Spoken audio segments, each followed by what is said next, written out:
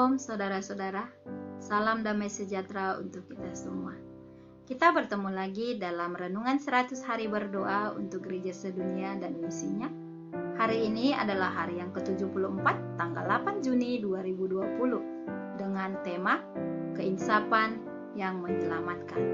Sebagaimana tertulis dalam Yohanes 16 ayat 8 sampai 11 berkata, "Dan jikalau Ia datang, Ia akan menginsapkan dunia ini akan dosa, kebenaran dan penghakiman akan dosa, karena mereka tetap tidak percaya kepadaku akan kebenaran. Karena aku pergi kepada Bapa, dan kamu tidak melihat aku lagi akan penghakiman, karena penguasa dunia ini telah dihukum." Janji Roh Kudus tidak terbatas pada satu zaman atau suatu kaum. Kristus mengatakan bahwa pengaruh ilahi dari rohnya menyertai para pengikutnya sampai pada kesudahan, sejak hari Pentakosta sampai saat ini. Penghibur itu telah dikirim kepada semua orang yang menyerahkan diri mereka sepenuhnya kepada Tuhan dan kepada pekerjaannya. Kepada semua orang yang sudah menerima Kristus sebagai juru selamat pribadi, Roh Kudus datang sebagai penasihat, penyuci, penuntun, dan saksi. Saudara-saudara, mari kita tanyakan dalam hati kita masing-masing. Bagian dari pekerjaan Roh Kudus adalah untuk menyatakan dosa, kebenaran, dan penghakiman. 3 elemen pekerjaan Roh Kudus ini dinyatakan di dalam bait suci dan upacara-upacaranya. Di dalam pelataran di mana merupakan tempat hewan kurban untuk dosa atau menunjuk kepada Yesus di kayu salib. Di tempat kudus terdapat 3 elemen yang melambangkan kebenaran Kristus dinyatakan dalam meja roti sajian atau belajar Alkitab, mezbah pembakaran ukupan atau doa, dan kaki dian atau bersaksi dengan kuasa Roh Kudus.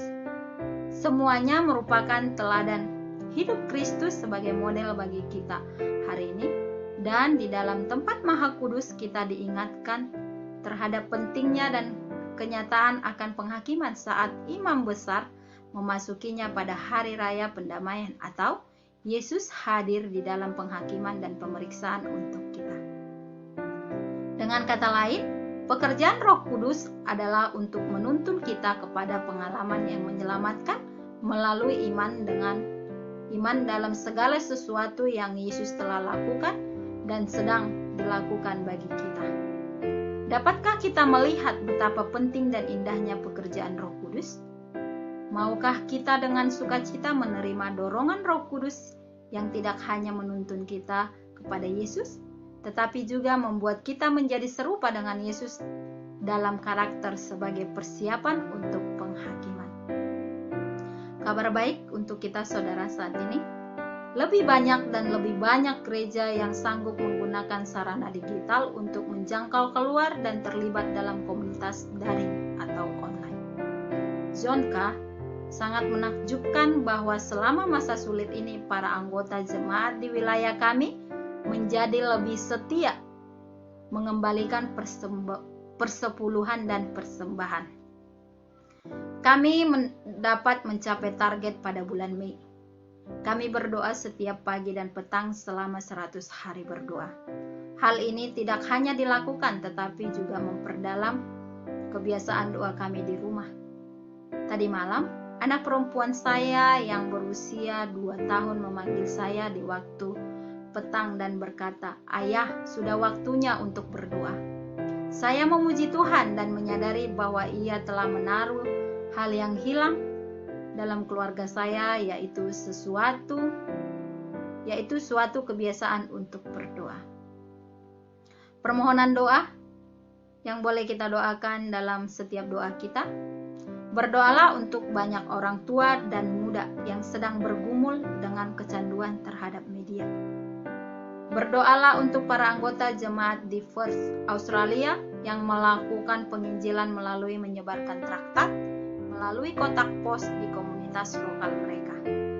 Berdoalah untuk anak bayi Tyson di Selandia Baru yang saat ini bergantung hidup dengan peralatan medis. Para dokter telah memutuskan untuk memberhentikan usaha mereka. Tetapi kita tetap percaya bahwa Tuhan sedang bekerja. Karena bayi ini telah mulai membuka matanya dan membuat suara dan menggerakkan kakinya. Berdoalah untuk Adventist Life Hope Center di pusat kota Nazaret. Pusat pengaruh ini menawarkan kelas bahasa Inggris, komputer, dan kesehatan. Mintalah Tuhan untuk memberkati agar pelayanan ini dapat bertumbuh untuk melindungi dan membimbing para pekerja dan menjangkau hati. Saudara, mari kita bersatu di dalam doa. Allah Bapa yang bertata di kerajaan surga, puji dan terima kasih Tuhan, kami panjatkan kehadirat-Mu oleh karena kebaikan Tuhan, oleh karena pertolongan Tuhan hingga pada saat ini Tuhan, Engkau memberkati kami melalui kesehatan dan juga napas kehidupan yang boleh kami rasakan hingga pada saat ini Tuhan.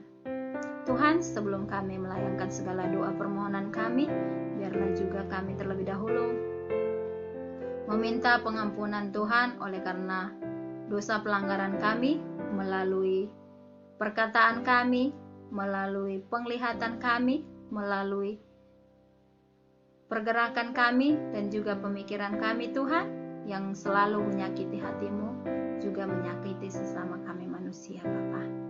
Biarlah pengampunan yang daripada-Mu Tuhan nyata dalam kehidupan kami, supaya kami Tuhan layak menerima berkat-berkat yang Tuhan sediakan bagi masing-masing kami Tuhan.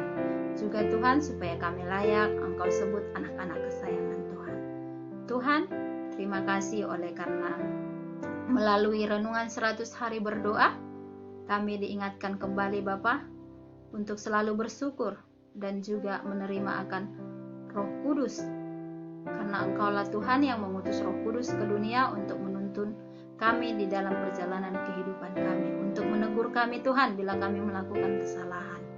Terima kasih Bapa, biarlah melalui renungan ini iman kami diteguhkan untuk kami semakin setia, mau melakukan pekerjaan Tuhan, mau melakukan pelayanan Tuhan, sehingga kedatangan Tuhan yang kedua kali tidak lama lagi. Terpuji termuliakanlah nama-Mu Tuhan. Kami berdoa hanya di dalam nama anak-Mu Yesus Kristus dan mengucap syukur. Amin. Saudara-saudara, tetaplah berdoa, tetap bersyukur, agar apapun doa kita yang kita minta Tuhan, biarlah Tuhan menjawab sesuai dengan waktunya. Terima kasih, Tuhan memberkati.